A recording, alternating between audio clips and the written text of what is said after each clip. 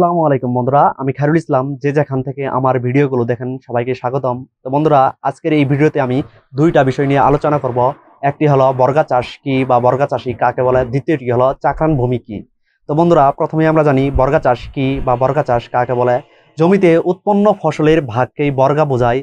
কোনো ব্যক্তি বা কোনো চাষি যদি উৎপন্ন ফসলের নির্দিষ্ট অংশ ভূমি মালিককে দেওয়ার শর্ত সাপেক্ষে জমি চাষাবাদ করেন, সেই চাষকেই বলা হয় বর্গা চাষ, এবং উক্ত ব্যক্তিকে বা উক্ত চাষিকে বলা হয় বর্গা চাষী। বন্ধুরা, বর্গা চাষ কি এটি ক্রিস্টাল ক্লিয়ার ভাবে বোঝার জন্য আমি যদি আরো সহজভাবে বলি, তাহলে বিষয়টা এমন হবে যে, মনে করুন আপনার 20 শতক জমি রয়েছে।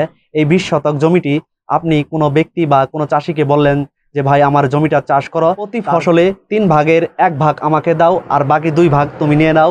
অথবা বললেন যে 4 ভাগের 1 ভাগ আমাকে দাও আর বাকি 3 ভাগ তুমি নিয়ে নাও। আর এইভাবে জমি চাষাবাদ করাকেই বলা হয় বর্গা চাষ। তো বন্ধুরা, এখন আমরা জানবো চাকরান ভূমি কি বা চাকরান ভূমি কাকে বলে। তো বন্ধুরা, আমরা সবাই জানি যে ভারতীয় উপমহাদেশে ব্রিটিশরা প্রায় 200 বছর শাসন এবং শোষণ করেছে।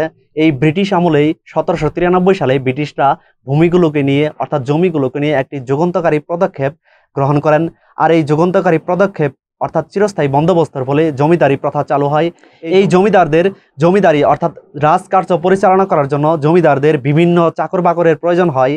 এই চাকর বাকরদের বেতনের পরিবর্তে জমিদারগণ যে জমি বা ভূমি ভোগ দখলের সুবিধা প্রদান করতেন, সেটাই হলো চাকরান ভূমি। তো বন্ধুরা, ভিডিওটি দেখে অবশ্যই বুঝতে পারলেন যে বর্গা চাষী কি এবং চাকরান ভূমি কি। ভিডিওটি যদি ভালো লাগে অবশ্যই একটি লাইক দিবেন। জমি জমা সংক্রান্ত যে কোনো তথ্য পেতে আমার চ্যানেলটি সাবস্ক্রাইব করে রাখুন।